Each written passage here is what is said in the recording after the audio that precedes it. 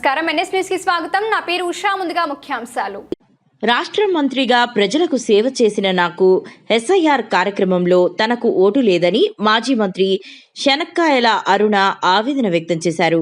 సోమవారం గుంటూరు జిల్లా కలెక్టర్ కార్యాలయంలో జరుగుతున్న గ్రీవెన్స్ కు ఆమె హాజరయ్యారు.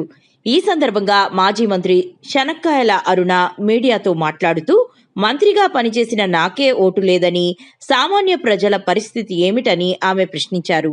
గతంలో పనిచేసిన ఎన్నికల అధికారి టిఎన్ శేషన్ చేసిన సేవలను కొనియాడారు. నా ఓటు హక్కుని కింద పెట్టినాను. నా ఓటు హక్కుని గుంటూరులో యూటిలైజ్ చేస్తూ ఉన్నాను, వాడుకుంటున్నాను. నా ఓటు హక్కుని ఎప్పుడు కూడా వినియోగించుకుని నాకు ఇష్టమైన పార్టీకి, ఒకప్పుడు ఇందిరాగాంధీకి, ఆ తర్వాత తెలుగుదేశానికి, తర్వాత బీజేపీకి, నాకు ఇష్టమైన పార్టీకి నేను ఓటు హక్కుని యూటిలైజ్ చేసుకుంటూ వచ్చా. మొన్న కొత్తగా వీళ్ళు చూస్తున్నాము సర్ ప్రోగ్రాము అంటూ వచ్చారు. వచ్చినప్పుడు శ్యామరానగర్లో మా రెసిడెన్స్ అక్కడికి వచ్చి మీకు ఓటు లేదు మేడం ఇక్కడ అన్నారు. సరే, నేను హాస్పిటల్లో గుంటూరు 1లో మా హాస్పిటల్ ఉంది కదా, అక్కడ ఉంటుంది అని అక్కడికి వెళ్ళి అక్కడికి వచ్చిన తర్వాత అక్కడ చూస్తాకొచ్చి ఈ బ్యాచ్ అంతా ఇక్కడ కూడా మీకు ఓటు హక్కు లేదు మేడం అన్నారు. ఇదేంటయ్యా, 45 సంవత్సరాలుగా నేను ఓటుని వాడుకుంటున్నాను, ఓటు మంత్రిగా చేశాను. 2000లో నా ఓటు వేశాను.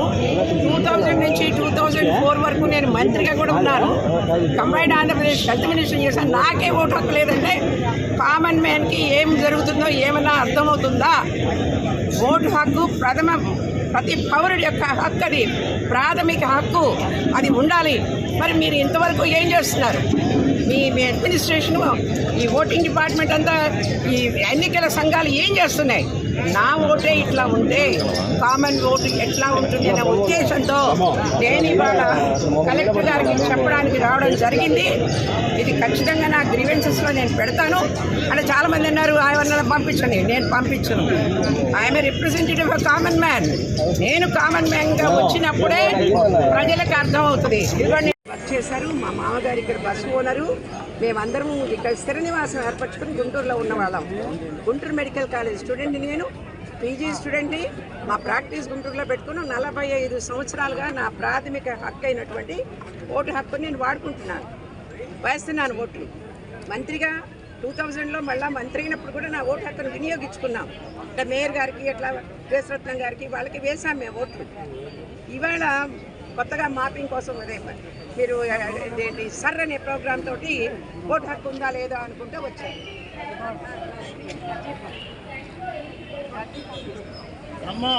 ఓటు హక్కు తీసుకోవడానికి వచ్చారు. శ్యామరానగర్లో మేము ఉంటాం, గుంటూరు 2లో. గుంటూరు 2లో చూసి మీకు వేరు ఇక్కడ లేదు మేడం అన్నారు. కొన్ని హాస్పిటల్ 1లో ఉంది కాబట్టి 1లోకి వస్తారని చూసాం. 1లోకి వచ్చి అక్కడ కూడా వచ్చి మీ ఓటు హక్కు ఇక్కడ కూడా లేదన్నారు. ఇక్కడ కూడా లేదు, అక్కడికి లేదంటే నేను ఎక్కడ వెతుక్కోవాలి? నేను అత్తగారింట్లో ఉన్నప్పుడు, కన్నవారి తోటలో ఉన్నప్పుడు వెళ్ళి స్టార్ స్కూల్లో, హై స్కూల్లో ఎప్పుడు ఓటు వేసేవాళ్ళం. ఆ తర్వాత 2లో మినిస్టర్ అయిన తర్వాత 2లో ఓటు బాలకుటీలో వేశా. అక్కడెక్కడ హై స్కూల్స్లో వేశా.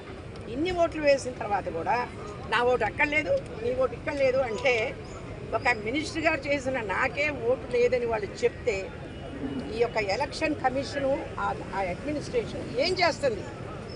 ఎలా నడుస్తుంది? ఎంత బాగా నడుస్తున్నాయి ప్రభుత్వాలు ఈరోజు నేను చెప్పడానికి. నేను బీజేపీ మెంబర్నే, బీజేపీలో కూడా నేను చాలా యాక్టివ్ మెంబర్ని. అయినా కూడా కామన్ మ్యాన్ యొక్క కష్టాన్ని రిప్రజెంట్ చేయాలి. మరి పోనీ అరుణ్ గారు, మీకు నోటీస్ వస్తుంది అన్నారు.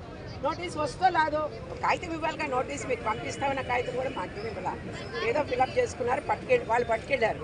రేపు వాళ్ళు మీకు ఓటు హక్కే లేదు, మాపింగే లేదు అంటే మేమేమైపోవాలి? ఓటు హక్కు అంటే ఏమైపోవాలంటే తెలుసా, ప్రాథమిక హక్కు.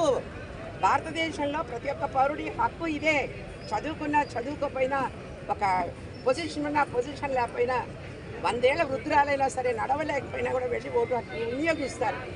ఆ ఓటు హక్కే లేకపోతే, నా పోటీ వాళ్ళకే లేకపోతే, అందరు కూడా ఇలాగే ఉంటే మాత్రం ఇబ్బంది. అందరికి కూడా ఇట్లాగే మీకు నోటీస్ వస్తుంది, నీ నోటీస్ వస్తే అంటే ఆ నోటీస్ అనే పదానికి అర్థం కూడా తెలియని పెద్దవాళ్ళకి, ముసలి వాళ్ళు, పేదవాళ్ళకి ఈ పరిస్థితి ఏంటి అని. సరే, ఇదైనా నాకైనా నా ఓటు కూడా ఉంటుందని నాకు నమ్మకంలా. రేపు అరుణ్ గారు మీ ఓటు లేదు అన్నారనుకోండి, నేనేం చేయాలి? సో రేపటితో లాస్ట్ అంటున్నారు కాబట్టి ఇవాళే నాకు నా మాపింగ్ చేస్తానికి వచ్చారు. నాకు లేదన్నారు, నోటీస్ ఇస్తామన్నారు. ఇస్తారో లేదో కలెక్టర్ గారు మీరే చూసుకోండి అని కమిషనర్ గారి గ్రివెన్స్కి వచ్చి గ్రివెన్స్లో నా గ్రివెన్సెస్ తెలియజేస్తానని నేను ఎవరితోనే పంపించవచ్చు. కానీ ప్రజలకి రిప్రజెంట్ చేసే రిప్రజెంట్గా పనిచేసాను నేనుగా ప్రజలందరికీ రిప్రజెంట్ చేసే ప్రజలందరికీ తెలియపరిచే విధంగా నాకే మాపింగ్లో నేను రాలేదని చెప్పడానికి ప్రజలందరూ కూడా తెలియపరచడానికి మీరందరూ కూడా మీ ఓటు హక్కుని జాగ్రత్తగా జాగ్రత్తగా చేసుకోవాలని చెప్పడం కోసం వాళ్ళు వచ్చాను. వాళ్ళు రాసిచ్చారు నాకు, దాన్ని పట్టుకెళ్ళి సబ్మిట్ చేయబోతున్నాను కలెక్టర్ గారికి. ఎలక్షన్ కమిషన్ ఎంత బాగా చేస్తుందో చూస్తున్నాం మనం. ఎలక్షన్ కమిషన్ ఎంత బాగా చేస్తుందో 5,000 ఓటుకి ఖర్చు పెట్టే పాలిటీషియన్స్ వచ్చేసి ఇస్తుంటే కమిషన్ ఏం చేస్తుంది? పాత కాలంలో ఒక ఆయన ఎలక్షన్ కమిషనర్గా పనిచేశారు, ఆయన పేరు